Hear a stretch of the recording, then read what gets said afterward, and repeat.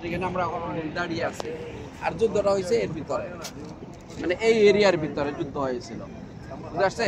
এই জন্য মাঠটাকে এইটাই মাঠটা আর কি। আর হয়তো এখন পরবর্তীতে এই যে মাটি মুটি আবি যে ফালায়া এই বাড়িঘরটা মাঠের মধ্যেই ছিল, পরবর্তীতে হ্যাঁ এগুলো কি বাড়িঘর বলে, আগে বাড়িঘর ছিল।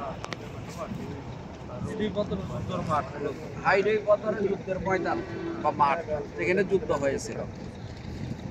আর মুসলমানদের ঘাঁটি ছিল এই যেখানে, আল্লাহ নবী এখানে পয়সা পরিচালনা করছেন, তার পাশেই ছিল মুসলমানদের ঘাঁটি।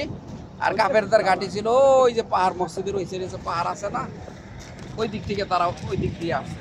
আমরা যখন গাড়ি দিয়ে যাবো তখন ওই পাশ দিয়ে আবার রাস্তা মক্কার দিকে চলে যাবো, ওই রাস্তা দিয়ে। আর একটু আগে সালাম দিয়েছি শহীদদের কবর, এই যে খেজুর গাছ, ওই পাশে সালাম দিয়েছিলাম। বুঝতে পারছি।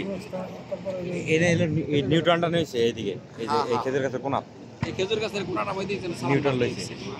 মূলত এই জায়গাটাই ছিল যেখানে তারা মানে কবর দেওয়া হয়েছে, পুরো এইটাও মানে যুদ্ধের ময়দানের অংশ হয়েছে।